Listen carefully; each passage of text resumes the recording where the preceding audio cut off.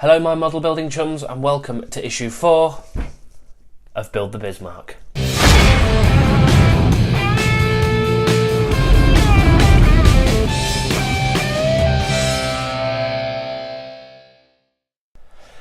So, as you can tell, I've rejigged the setup round a little bit. I've moved the table onto a different wall just so there's not the harsh light beaming in straight in front of me, and we've not got the DVD cabinet sat behind us as well. One thing that I did notice was that I hadn't actually discussed what the model was. We all know it's the Bismarck, obviously, but I've not discussed what it's made of. So for those of you that haven't built scale models before and are looking into, you've seen this model in the shops and you're thinking, I might fancy building that actually, and you're having a look around on YouTube for some videos, thanks for popping into the Yorkshire Modeller. But it's a multimedia kit. You've got metal, you've got plastic, there is some gluing involved. Obviously super glue is a good one for that. That's all I use, is just some bog standard super glue. It takes 140 issues to finish. Obviously we're on issue 4,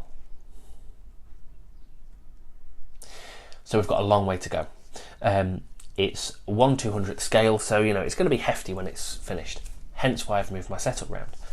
On the wall behind me, I'm going to have a shelf that's just going to have this model sat on it. I've got a couple of Star Wars Force Effects lightsabers that I'm going to put up behind me, and some of the Harry Potter ones as well are going to go on that wall. It's going to be a geek heaven in here when I'm done with it. So my new setup is obviously moving the table round. I've got a microphone as well, which I hope is recording me and not my neck. I noticed in the first video that the sound quality wasn't incredible, and obviously that's because my phone was recording the sound. That's why I've got the microphone, just to help with the sound quality, just make everything sound a little bit better, So what I'm going to do next, I'm going to rejig the camera, get everything set up onto the workbench, and we'll have a look and see what we get with issue 4. So with issue 4, we get the catapult tracks, we get the wheels to go on either end, the catapult supports. I think those bits will go straight onto the hull just to hold it on. The first part of the hull section, the connector for the hull section, a circuit board, which I did say, or I did think I said last week that we might not get. Clearly we have. Then you've got the battery box, the axles, which are those parts there. Now these come in 2 separate bags, the screws and the axles. Make sure you keep them, and then you've got obviously some PM screws as well. You do need to save these. Whatever you use, don't kind of throw them away or anything like that. Keep them, because you'll need them for a later part of the build.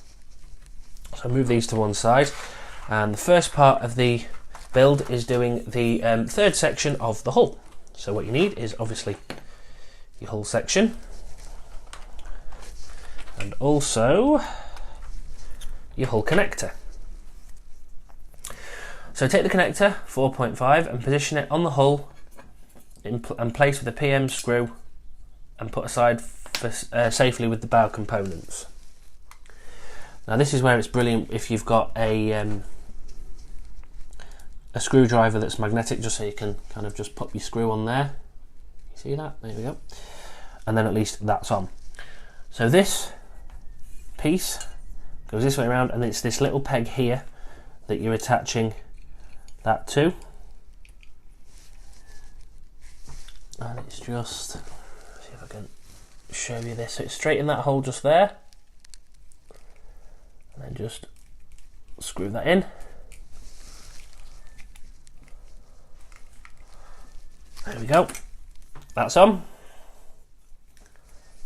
And that is that part all finished. So next we're going to be assembling the 2 catapults. Now the first thing you need are these 2 little sprues that have just got the catapult wheels on, and also you'll need the catapult axles, which, if I bring all the parts back in, are kind of these 4 little pin type things here. Okay.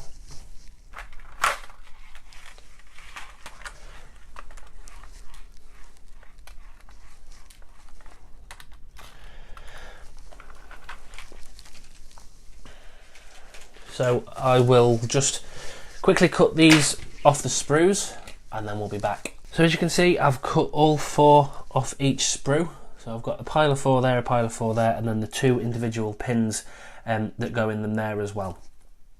One thing to bear in mind when you're cutting anything off a sprue, especially one that small, is to put your finger on the part that you're cutting off, and then when you've got your knife, it's just like a Stanley knife like the one I use, you can just hold that piece down and push into the cutting mat.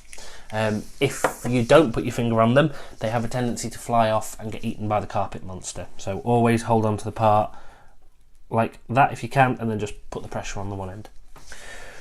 So the instructions say take the 4 wheels and 2 of the axles and push fit the axles into the back of 2 of the wheels so that the ribs on each end fit. So the ribs on each end of the axles hold them in place. So all that is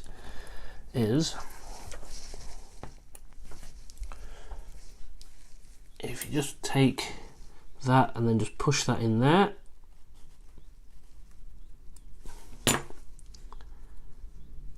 like that, and then doing exactly the same with another one.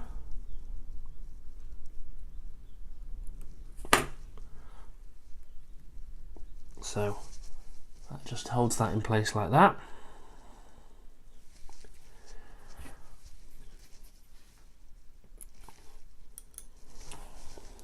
And then same thing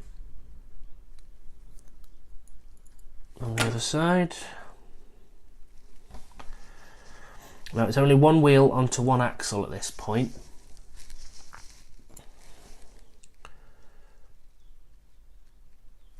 Because we're going to put these in a second onto the catapult tracks. So that's 2 and 2. So the next step is take the catapult track 4.1 and insert one of the 2 wheel axle assemblies at the holes of one end of the track. So both ends of the track have got these holes in, these holes just here. So what we need to do is get one and push it through that end hole like that. That'll leave a little bit protruding on the other side. And then it says push fit a wheel onto the free end of the axle. If necessary, glue the wheels in place, but make sure that the wheels can turn. So obviously they've got to be able to move like that.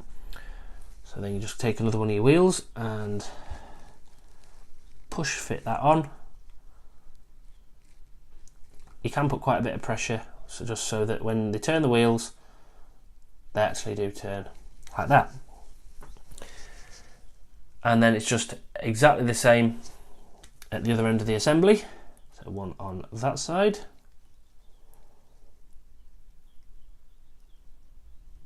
See if I can get this in.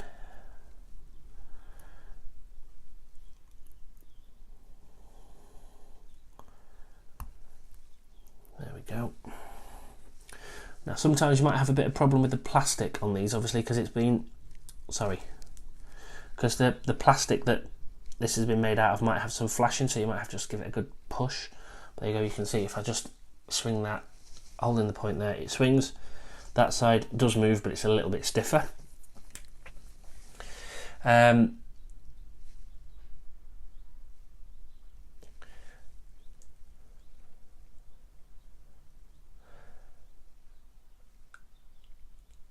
then it's exactly the same for the other one as well.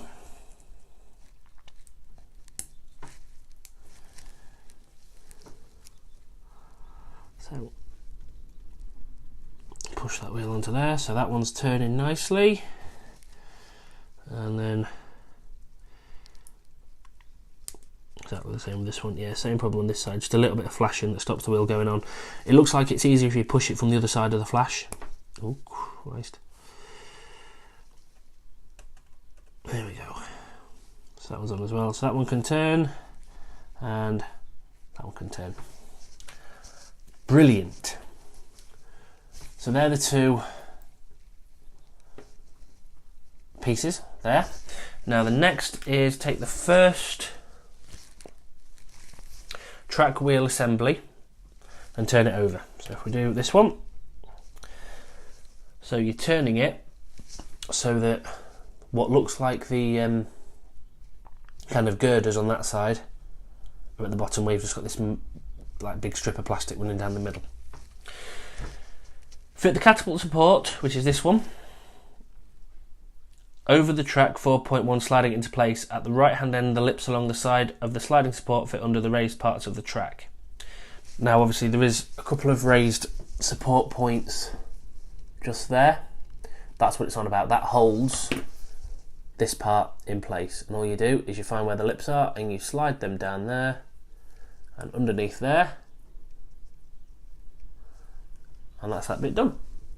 So we've got the battery pack and we've got the circuit board. Now I have already undone the screw on there. You just need your same crosshead screwdriver that you've been using for any other screws in this build.